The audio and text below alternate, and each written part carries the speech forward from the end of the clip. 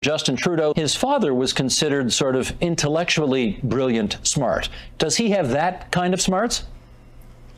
No.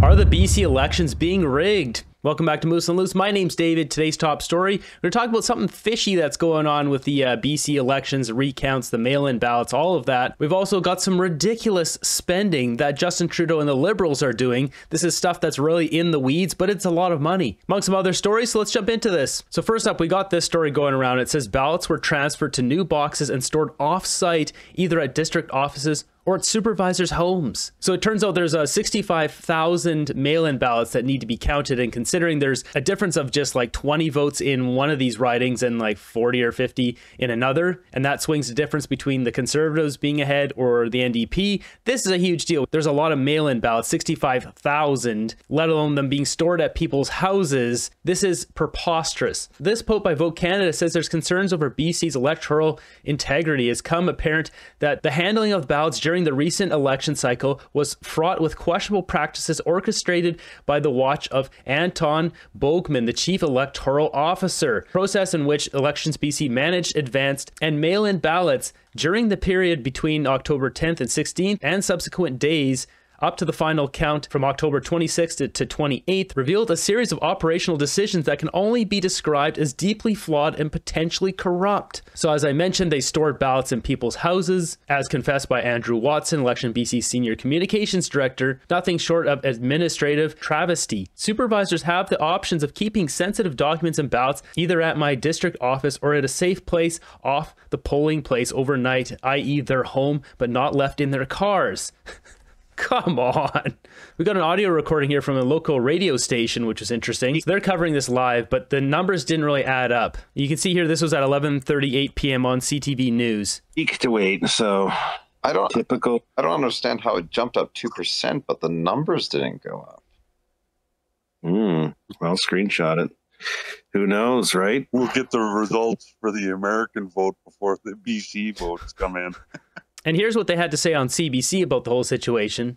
Timeline now from Elections BC. So, Dan, a lot of eyes on this, but the final vote process, now that is really the word that's being used right here. It's a process. So it starts on Saturday and it ends on Monday. But there also could be some recount requests after that as well.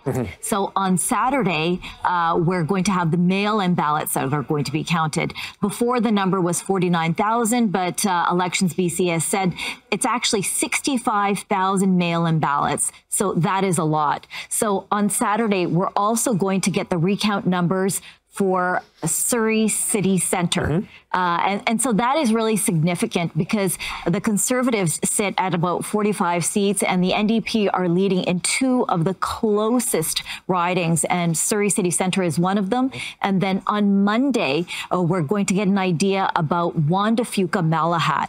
And in that riding, the NDP is leading with 20 votes ahead. So a lot of what ifs and maybes and what can happen there. All right. Well, and we will be busy on the weekend covering it all for our viewers and listeners. So, I mean, 65,000, that's cast across everything, but still, even if you drop a couple hundred or a couple thousand into each riding, including Surrey there, that swings the whole thing one way or the other. What are the odds, say, if it gets another 1,000 votes, that it's 500 votes for the NDP and 500 votes for the Conservatives, and it's still, you know, a difference of 300, or in Wanda Fuca, 20. So stay tuned, folks. Storing ballots at home, the whole situation here is something stinks. Something's fishy. This post here says, did you know voting machines weren't used in all ridings? I also heard that because of the heavy rain, some people were able to call in their vote using the phone. Like, this is just getting out of control. With the election here, we've got Sonia Furstenau. This is a Green Party leader. Shows right here that she does not believe in democracy and the right of the voters who have spoken, and is already making threats towards John Rustad of the Conservative Party. So John Rustad did reach out to her, and she refused to take his call and just said a bunch of bad things about him, where she did respond to David Eby and said she'd work with him, but now she's kind of backtracked on that a little bit. But it's absolutely crazy that this nutcase has all this power now when she didn't even win her seat. There have been statements made by Conservative candidates that are truly disturbing, racist, dehumanizing, homophobic, and conspiratorial. Some of these candidates have been elected And I have yet to see a satisfactory response from John Rustad around this. A satisfactory response. I guess she calls the shots on what's what around here, isn't she? Okay, Jacob. That little What sort of a timeline can we expect in the days to come? You know, we're sort of in suspended animation right now, Colleen. The legislature behind me, staff are slowly coming back to work after being on the campaign. This woman's an absolute nutcase. She's the one who wants to bring in more extreme levels of the street candy. She wants to offer more of that crap in her province here in our country. It's ridiculous. Next up, we've got some of Trudeau's spending exposed. He is spending our hard-earned tax dollars on the most ridiculous things you could ever imagine. It's just a little bit troubling when we see what we have spent money on. So there's 2 million Canadians right now that are relying on the food bank to eat. 1 in 4 Canadians are foregoing meals because they can't afford to feed themselves. Meanwhile, we have at the University of British Columbia for $20,000, I wonder how many meals we could feed on this one. They studied gender, politics, and Peruvian rock music. Not Canadian, but Peru. Gender, politics, and Peruvian rock music. Are you kidding me? What are they going to study next? Gender politics on badger mating season? Like, what is this? What a waste of money. It's stupid. Does anyone want to defend that or explain that? If not, that's all right. They're not going to touch that. Next one would be you would have large-scale archaeological video game analysis. And this one is $280,000 the taxpayers paid to research large-scale archaeological video game analysis. What does that even mean? What is archaeological video game analysis? Video games that have to do with archaeology, or is it the structure of video? What is this? What is this? Does anyone want to take a stab at that one?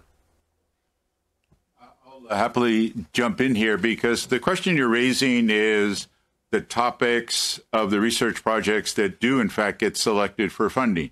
And how do we arrive at that? And, you know, I can remember... Would you agree that those two examples, would you agree to that funding?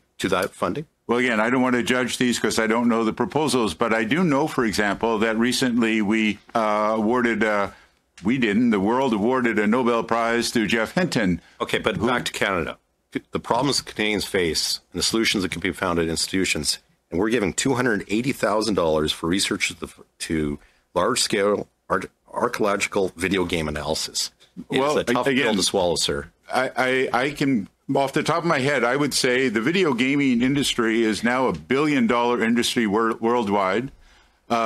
Which games succeed and don't, and how they relate to cultures and so on, has become a big preoccupation both in the industry and I think in many governments and societies. Why would I understand the gaming industry would support that, but why would the government want to know more about video gaming? And it's not just that one. If we continue on, these obviously seem like money laundering schemes. They're making up random garbage and sending money to, maybe they have friends or kids or whoever is doing those research projects at universities. Like, here's $280,000. Just have fun with that. That's what that seems like to me as a taxpayer. Seems like a load of crap. University of British Columbia. This is where a province where there's 15,000 people lined up earlier this week for ugly potatoes. You might have saw that news coverage. That people are starving, that they'll accept any vegetables, and good on those producers to offer that food for hungry Canadians. But here's one is reframing gender and race in music therapy and its pedagogy. That's $20,000. Like, what is going on here? Reframing gender and race in music therapy and its pedagogy. This stuff is just stupid. The Trudeau government. They have zero respect for any way in which they spend our hard-earned money. How much do we spend on your salary and you contribute nothing to society? They're robbing us blind. It's just laundering. It's an utter scam. This is what Canadians really think. And with that, remember this? I brought this up a couple days ago. This is Crab Park, downtown Vancouver. These are a bunch of people just struggling to survive. Well, there's an update on this. I should note that this update happened before I put up my video mentioning this. Is that my video had nothing to do with what this update is. It's this: the police showed up and they've shut it down. They're kicking people out of there now. So with absolutely no notice given to residents, Park Board and City of Vancouver are currently having a press conference about shutting down Crab Park permanently. So they're just shutting down the park If it's shut down, then people can't be in there. That's what they're doing. That's how they're dealing with the problem. Absolutely disgraceful. These people have nowhere to live, so they're living in these conditions, and this is how the city deals with it. Bunch of cowards. Speaking of cowards, here's a bit of an update from the Liberals. The Liberals trying to get back to normal. Mina, thank you for joining us as well. A Friday fan out across the country with ministers announcing new spending. That work takes heart. But the questions keep coming. The leader has committed to us and to Canadians that we will fight the next election together, and that is the only thing that we are focused on. A message echoed in Ottawa by those in the backbench who still support Justin Trudeau. I personally think that we have greater issues at hand that we should be discussing in the media, including foreign interference. But it's not just the media talking about it. Numerous Liberal MPs stood up and urged Justin Trudeau to resign in a private caucus meeting Wednesday. Less than 24 hours later, he made it clear he's not going anywhere. So are you planning on staying as Prime Minister past October 28th? Yes. We're going to continue to have great conversations about what is the best way to take on Pierre Poilievre in the next election. But that'll happen with me as leader going into the next election. Hear that language with me. With me, as leader, So what's interesting about his language there is to take on Pierre Poilievre. I mentioned this in the previous video.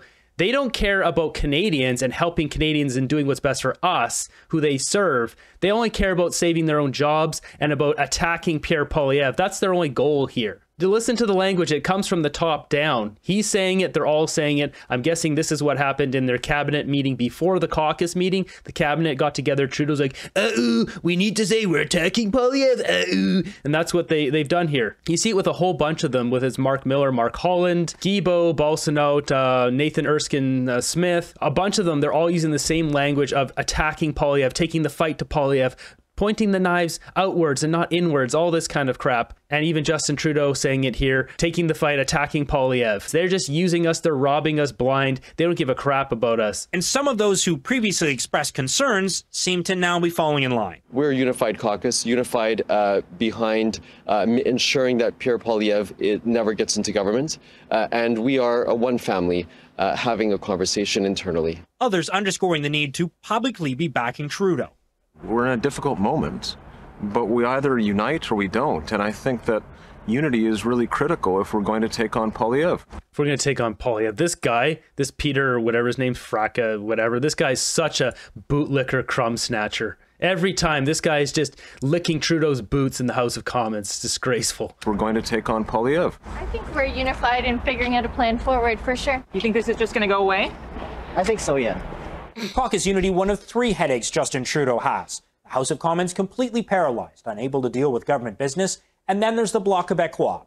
They want an increase in OAS payments in exchange for voting with the Liberals on non-confidence votes, something the Liberals said they're not willing to do. The deadline to find a deal. It cuts off there, but yeah, the deadline is the end of October, the 28th, I believe. Oh my God, so done. Poilievre has my vote on election day, which couldn't come soon enough. Stop the madness, bring it home. Make Canada sane again. Yet it's not sane right now. 80% of us are not listening to JT. We've got a brief clip here of Mark Miller, where he's interviewed by Cpac, the internal video team. You know, before we're done, Minister, I do have to ask the question, because we can't ignore the fact that at the end of your news conference today, the questions asked of the Prime Minister were about his future as Liberal leader, not so much about your policy change, which makes me wonder, is Mr. Trudeau's leadership now a distraction for your government? I think it's a distraction to who we need to be focusing on, which is Pierre Poilievre and the current iteration of the Conservative Party, which is extremely toxic, and I think fundamentally, if elected, would be destructive to Canada. Canadians are starting to realize that he's not only an unqualified, unpleasant character, he's starting to roll out policies and points of views that we've seen him take in the past over the last 20 years of his incessant talking in the House of Commons about what he would do to this country. This is such a nasty man. He's such a grumpy, pompous, little arrogant child who never grew up. He needs to focus a little more intensely on that, and every minute spent on sort of this internal Liberal stuff is a minute that we're not spending focusing on the real threat that is Pierre Poilievre, and that's where my sights are solely focused on.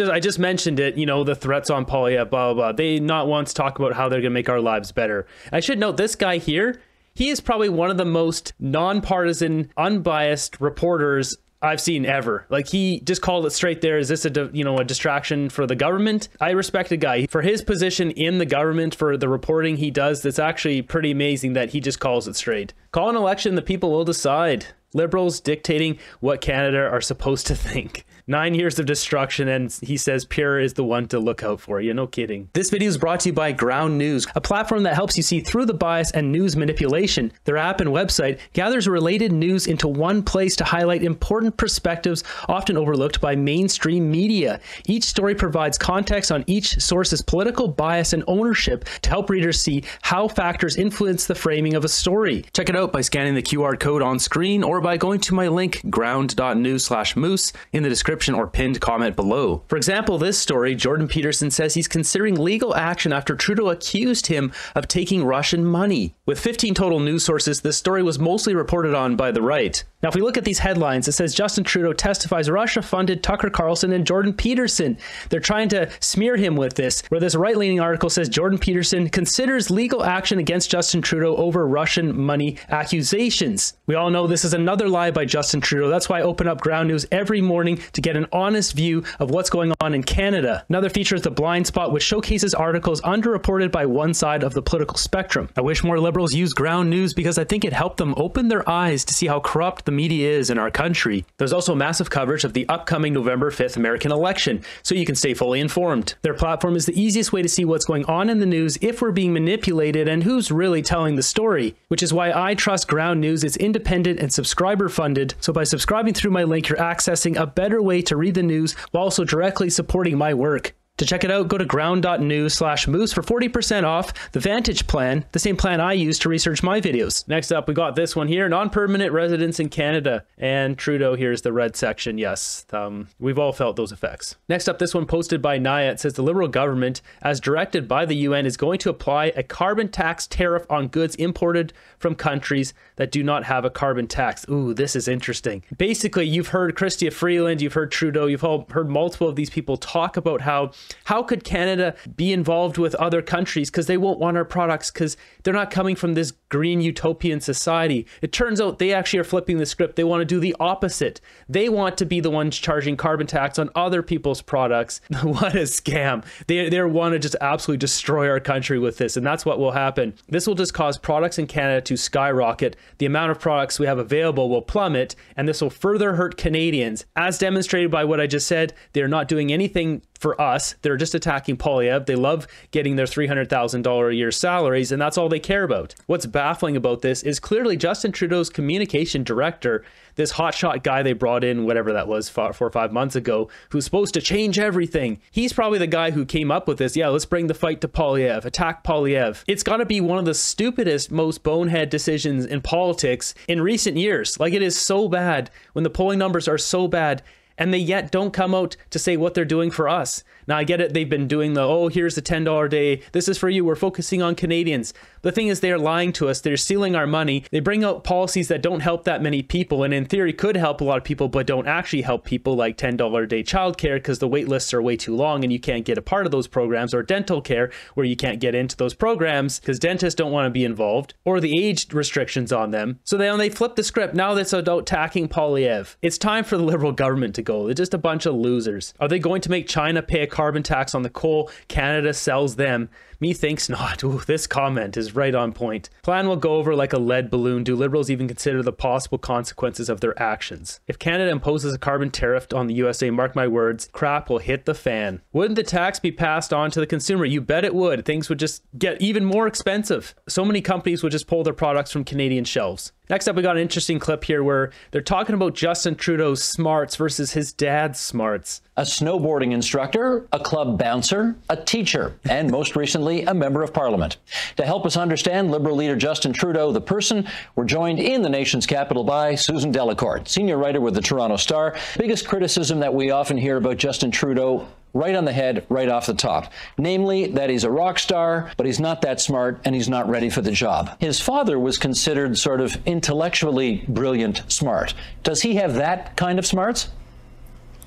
No, but he has, I think other people have used this word too, he has an emotional intelligence that Pierre Trudeau didn't have. And you write about him that he has, quote, received the same kind of criticism that people used to reserve for women in politics. What do you mean by that? I've said and written before, it does remind me a little bit of Belinda Stronach. You know, the allegation against Trudeau is much like Belinda, is that she doesn't have any brains. She got all her power from her father. Her hair changes all the time. And it's very much similar to what you see said about Trudeau. You know, a camp counselor, snowboard instructor, a bouncer, whitewater rafting instructor, a radio host, a high school teacher, an engineer school dropout, a grad school dropout. This is a guy who looked like he took a long time to find his path. Does he have that kind of smarts? No.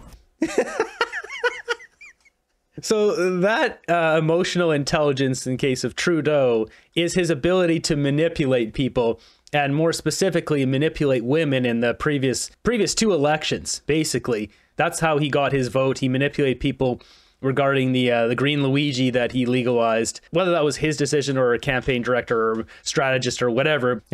This graphic here is funny. This is Klaus Schwab back here. This calls for even more F Trudeau flags than a grown man crying in front of his caucus. That's exactly it. That's actually interesting. That point there, that's emotional manipulation or emotional intelligence. He's trying to manipulate his caucus to feeling sorry for him and then just let him keep rolling on with his $405,000 a year salary, helping out his buddy Carbon Tax Carney with all his buddies, Telesat Lightspeed, billions of dollars of loans with no interest payments for 5 years. I would love to have a $2 billion loan from the Canadian government. I would just stick it in a 5% GIC. As you can see here, if I got that $2 billion loan, $2 billion times 0.05, 5% locked in GIC, maybe it wouldn't be that much. Let's just say 4%.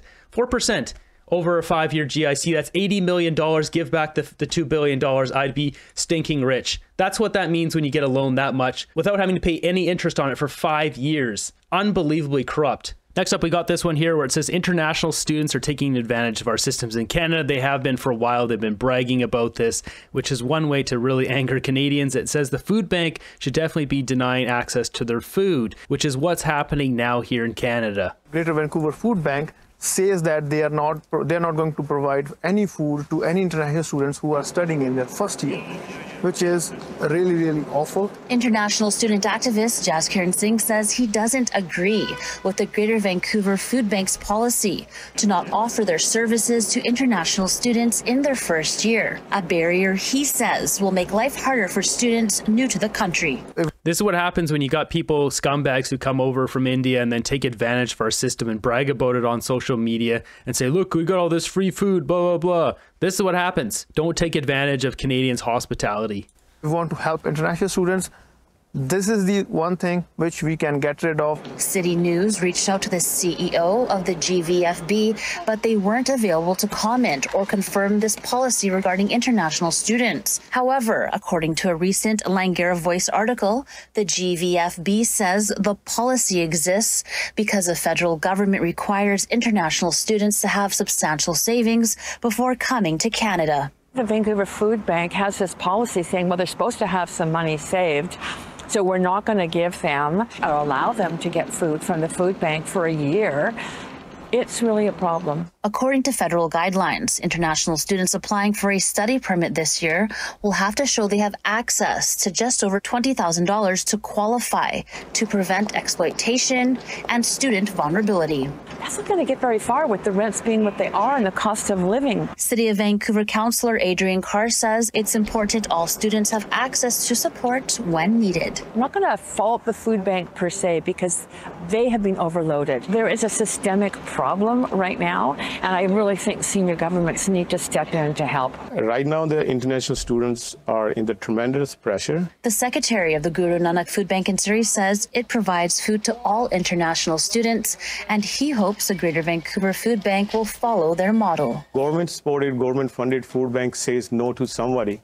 That's really questionable. In Vancouver, Angela Bauer, City News. I'm glad that they're doing this. This is what should be the case. We don't need all these international students putting pressures on our systems, our housing system. This food banks, this has been the rules of Canada for a long time. If you don't have money to come here and be a student, you shouldn't be mooching off our system. You haven't paid $1 into taxes, and then you want to take advantage of all our systems. It's ridiculous. And going through the comments here, everyone supports exactly what I'm saying here. Should we cut them welfare checks too? Exactly. Got this posted by Ryan Turnbull as a Liberal. It says, thanks to Canada's leadership and that of the G7 partners, frozen Russian assets will be leveraged to deliver $50 billion in support to Ukraine. I would love to see a paper trail on this. How much of the frozen assets are being sent over? Like, I got no problem with them if they want to freeze assets and use that. They shouldn't be taking Canadian tax dollars. We have old ammunition and old shells and stuff. Send that over. By all means, seize their assets. I'd love to see an itemized list, or at least a list of how many of our tax dollars are going over there versus frozen Russian assets. Next up, we got Senator Don Plett here absolutely ripping Mark Gold in the Senate. Nothing is ever this government's fault. Questions about Canadians unable to afford food are met with scorn and insults, as they were yesterday. Questions about the pain caused by the carbon tax are met with contempt. Questions about a lack of housing are brushed aside. Even today, we didn't hear any apologies from the Prime Minister for ruining Canada's immigration system. He probably blames Stephen Harper. Yeah, still. You know, you said you had a business background. I have a plumbing background. And as a plumber, I know what we should be doing with this NDP Liberal government who won't take responsibility. What do you think we should do with them?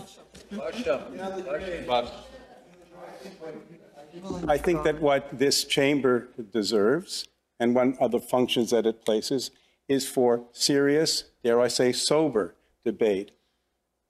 Dispassionate, no, not sober debate. Does that mean that Elizabeth May is not allowed to be a part of any of the debate? dispassionate. Let me begin again. Serious consideration, freed from hyper-partisanship that characterizes the other place. Sober second thought on legislation and public policy. I think that this is what the Senate has the capacity to do. I think it's its constitutional responsibility to do so. I think that's what we should be doing in this chamber, and I wish that we would, as our committees do so well, but I wish that these few moments that we have together would fall more in that spirit. I'm so glad he ahs almost as much as Trudeau. Had this time together. Well, we saw how committees, we saw what committees do at Ag today. I don't often agree, Senator Gold, with the Globe and Mail, but today they hit the nail on the head. They said this: government is image over substance and party over country. Globe and Mail, Senator Gold, not Conservative talking points. Canadians have had enough of your government's talking points and slogans. They deserve a government that puts their needs first, don't they? Yes, absolutely. Globe and Mail partisan too. Senator Plett, your questions and certainly the way that you frame them towards the end are very attractive, I'm sure, to many. This government will continue to do its work as it is doing to help Canadians, and I'm not here and as the government representative to speculate upon matters beyond. Thank you.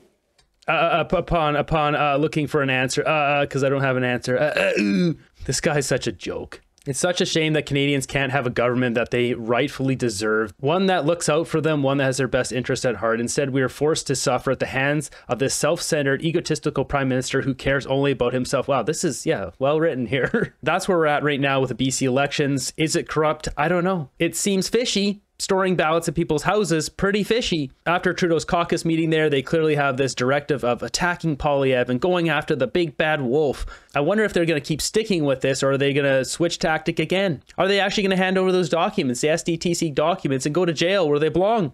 Time will tell, but things are definitely not boring around here.